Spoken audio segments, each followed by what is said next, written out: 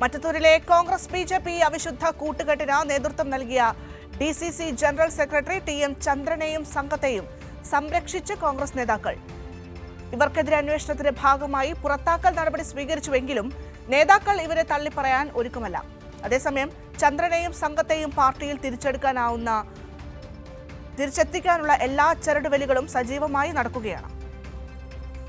ജനാധിപത്യ വിരുദ്ധമായ നടപടികളിലൂടെ സമൂഹത്തിന് തന്നെ അവമതിപ്പുണ്ടാക്കിയിട്ടും ചന്ദ്രനെയും സംഘത്തെയും തള്ളിപ്പറയാൻ കോൺഗ്രസ് നേതാക്കൾ തയ്യാറാകുന്നില്ല. അന്വേഷണ വിധേയമായി ജനങ്ങളുടെ കണ്ണിൽ പൊടിയിടാൻ പാർട്ടിയിൽ നിന്നും ഇവരെ പുറത്താക്കിയതോടെ എല്ലാ ഉത്തരവാദിത്തങ്ങളും പൂർത്തിയായി എന്ന മട്ടിലാണ് കോൺഗ്രസ്.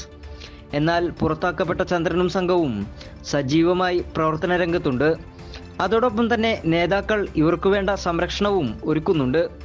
KPCC രാഷ്ട്രീയകാര്യ സമിതി അംഗം റോജി M. ജോൺ ചന്ദ്രനും സംഘത്തിനും വേണ്ടി KPCCയിലടക്കം ചരടുവലി നടത്തുന്നുണ്ട്.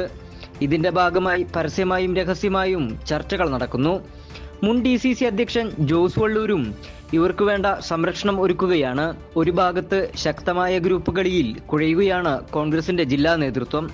മറ്റത്തൂരിലെ കോൺഗ്രസിന്റെ ഔദ്യോഗിക പക്ഷം പോലും ഇക്കാര്യത്തിൽ കടുത്ത അതൃപ്തിയിലാണ്.